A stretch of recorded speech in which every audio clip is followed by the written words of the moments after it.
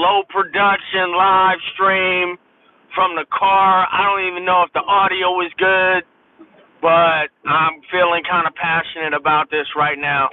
First off, I couldn't name one Chapel Roan song. I couldn't, but I know she didn't caught a lot of heat behind her dress, so I had to listen to her. Yeah, I had to look her up on Spotify. Whatever. But I think this might be the number one way for you to get better on bass or any other instrument in 2026 or any other time. I keep saying it. What kind of music do you want to play? And the Chapel Roan song that came on made me think of this again, because let's say that was your bag and you like that. Go down that rabbit hole. You got to go down that particular rabbit hole. If the pop rock thing is the thing that you like, go down that rabbit hole. Figure out what those songs are, right? Learn who's playing on those songs. What kind of basses are they playing? It's like, all right, so bass, let's talk about basses. I said on the last live stream, I know you can't see me, but I said on the last live stream why I played 5-string a lot, right? I was just kind of grown accustomed to it. But in my mind, basses fall into only a handful of categories. There's a precision style bass that is built on the order of a P bass, right? Maybe not even just the body style, but the sound. Then there's jazz style basses. I play jazz style basses most of the time. I've just become accustomed to J basses, right? The only Fender I own is a P bass. A Music Man style bass. And then of course you got your more modern styles with humbug, with the soul bar pickups and stuff like that. But anyway, determine what kind of music you want to play. Not all the music in the world. Not all the music in the world.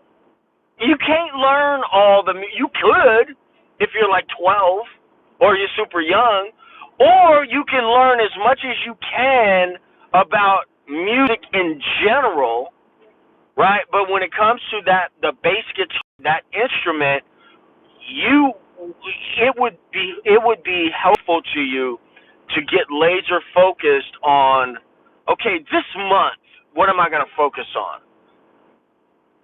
You know what I mean? And then kind of find out what that stuff is made out of. I like a lot of different things. I like a lot of different music. And there's some things that I'm better at than others, right? I can appreciate some things, and I can listen to some things from a passive sort of a standpoint. You know what I mean?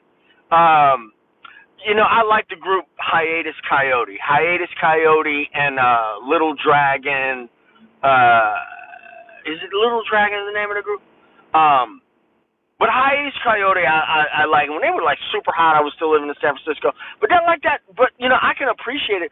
But that odd meter shit and and all that, I'm not gonna shed that necessarily. I don't have any interest in shedding that.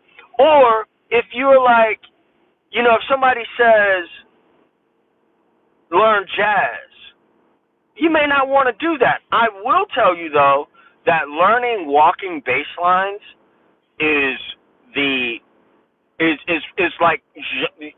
genre wise, music wise, is there's nothing that's gonna open up your understanding of that more than walking bass line. I got a whole walking bass lines thing that is developing that's over in Bass Note Master, and it is developing even more, getting more solid. But identify what you want to play, and play music that makes you happy, even if you're not great at it, even if you struggle with it. So what? You know what I mean? But don't let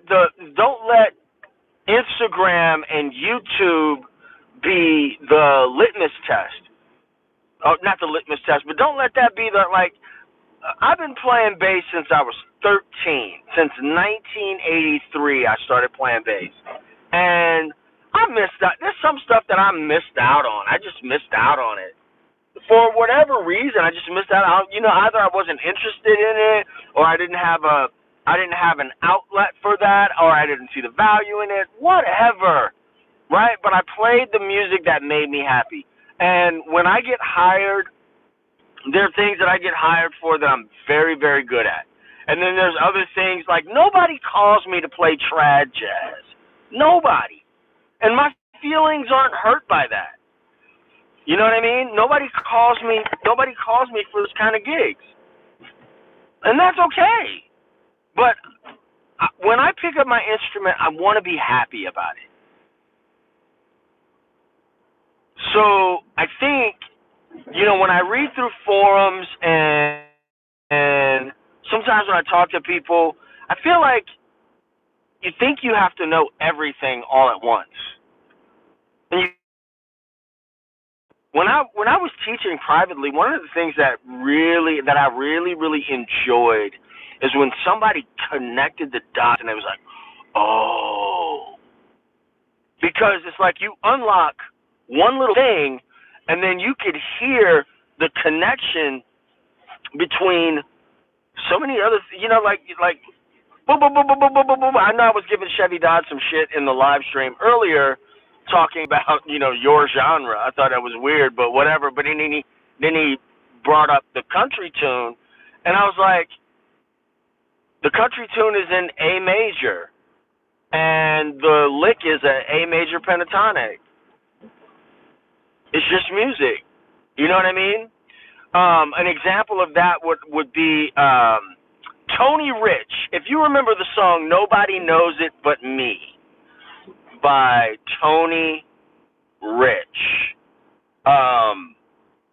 Nobody knows it but me.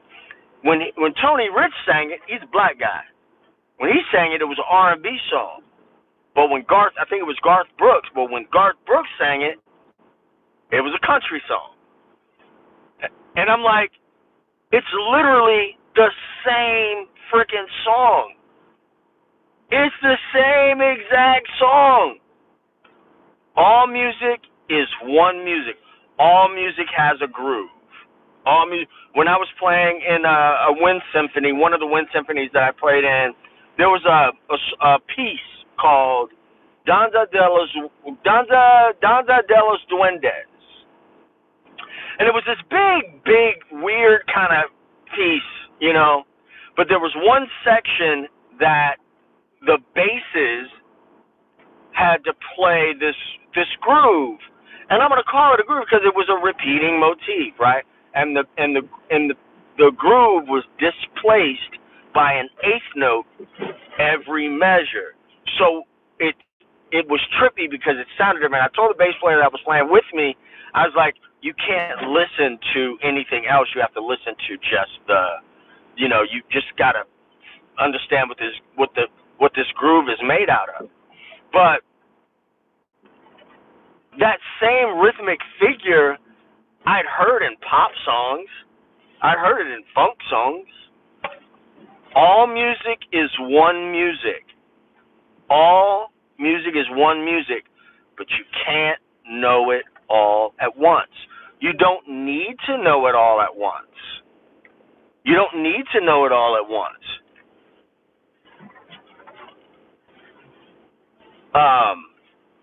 Right? You don't need to know it all at once. I would listen to music and I say, I like that. What is that? How do I do that? And then figure out, well, what is that made out of? Oh, that's a minor pentatonic. So how does the minor pentatonic work? Okay, it sounds like this. Okay, cool. It looks like this. Okay, cool.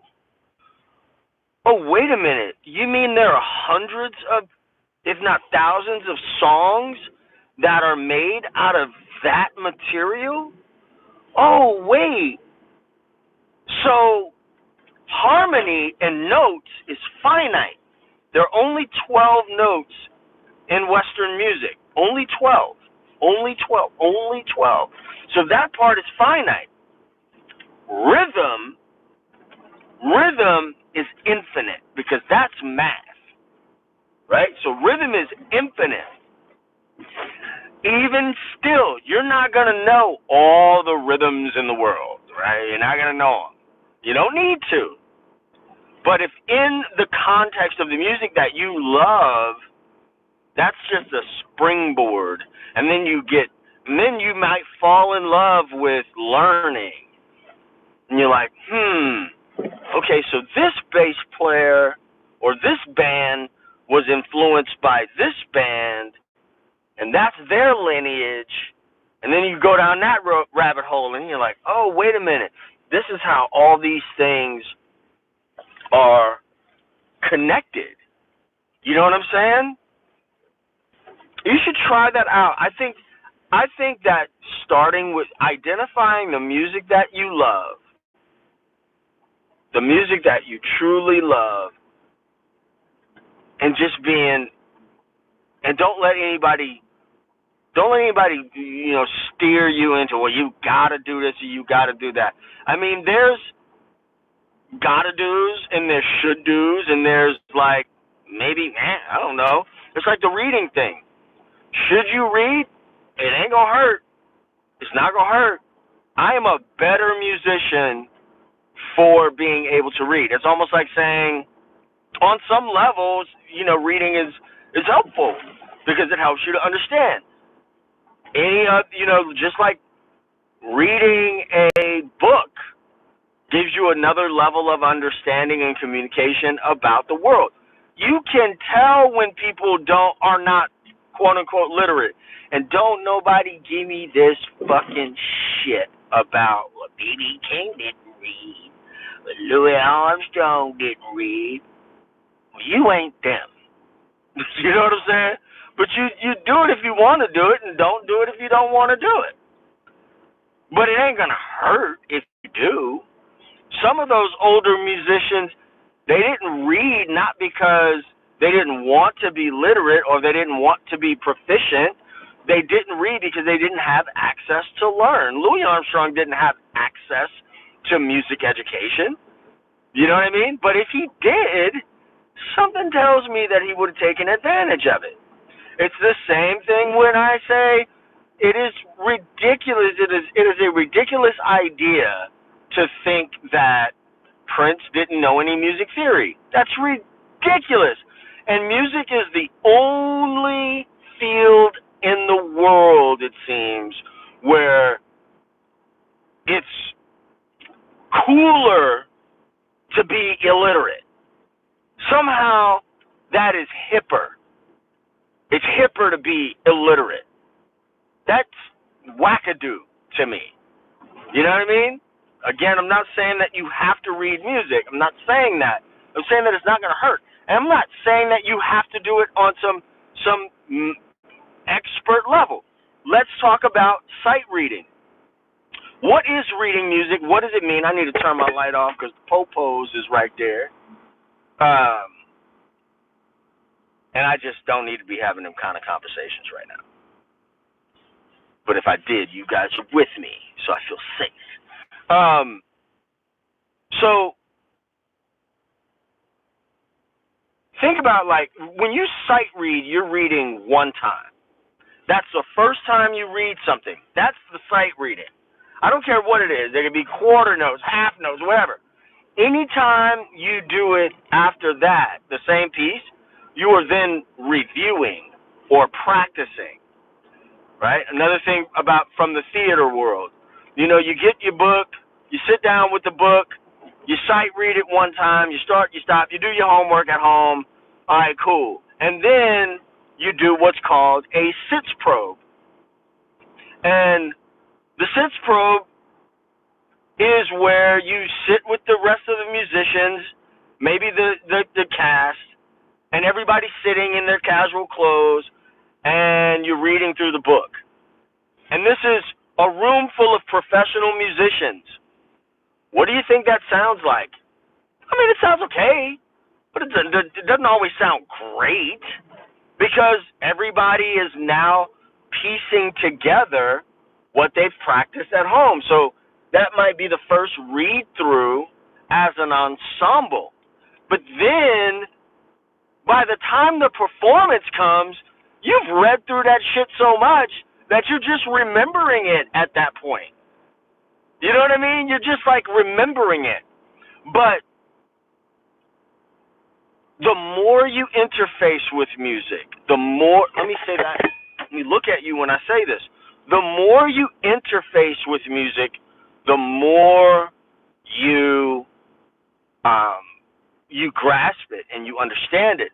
Another thing is that nowadays, so much of the content that we consume is visual. We watch, we don't listen to music like we used to. We watch music. We watch music on, am I lying? Tell me, am I lying?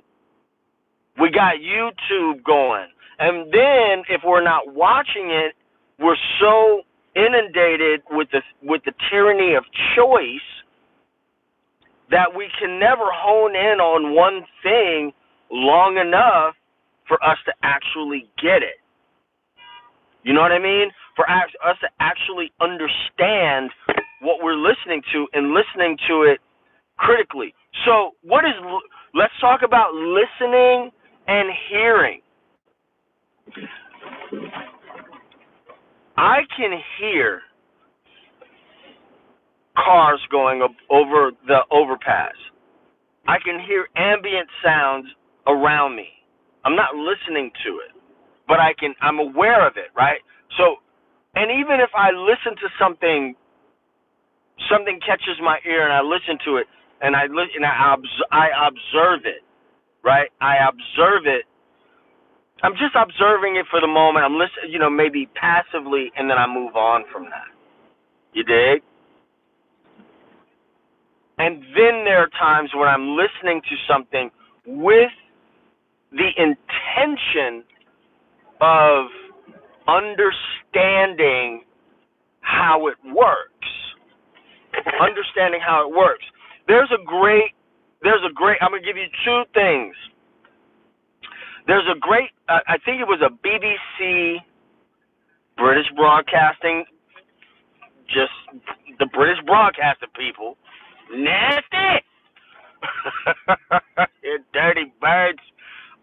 There was a BBC special.